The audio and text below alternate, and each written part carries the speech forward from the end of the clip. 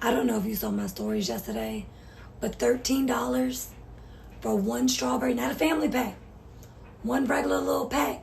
These prices, they getting out of hand.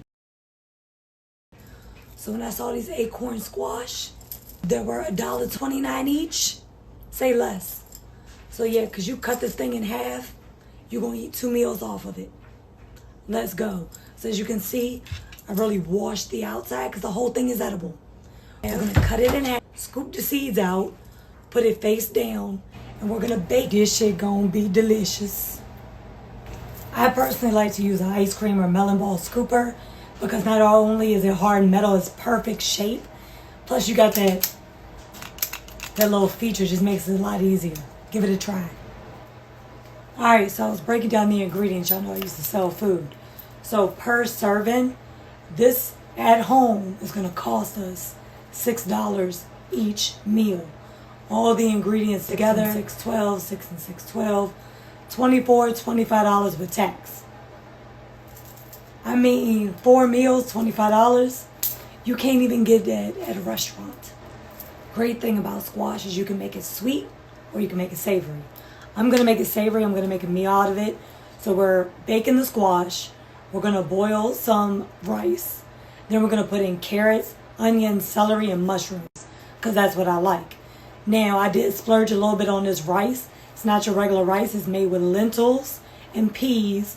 So we're taking up the protein factor. And these particular mushrooms I really, really like. So, yeah, I splurged on those too. And I still came in cheap.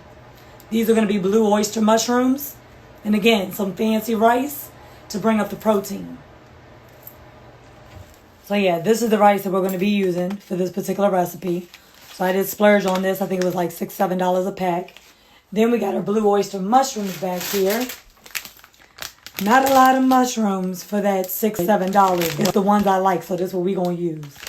I've been teaching some of y'all to read nutritional facts, so here you go. Take a look. Remember, last time we were doing cooking online, I told you if you're using root vegetables in your recipe, cook those first. They take longer. So dicing up these carrots, I'm going to put them in the pan first, followed by the celery, then the onions, then lastly I'm going to put in the mushrooms. Then I'm going to turn up the heat when I get them all in the pan and they're like soft. I like to char them, get them just a little bit brown. Mix it into my rice, taste everything, make sure the seasoning is right. Then just lay it on the acorn squash and serve. I couldn't get the word out. I'm hungry, y'all. I'm hungry. So yeah, we're going to saute this in a little bit of butter. Because fun fact, vegetables don't actually have any fat. So we get it from nuts, seeds, and oils.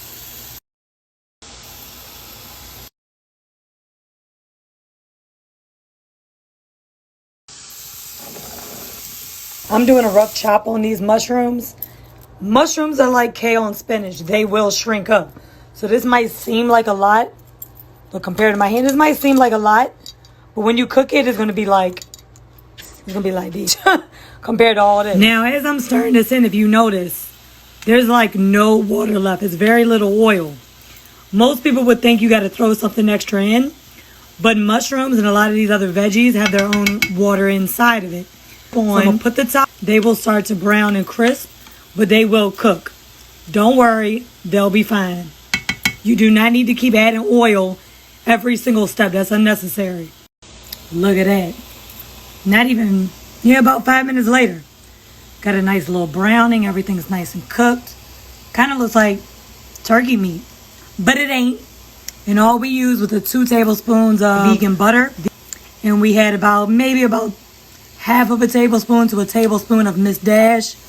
Yeah, we set. Mix it on up. Give it a good taste. This white rice was a garlic blend, garlic herb, so it's already seasoned. Then I picked vegetables I actually like the taste of.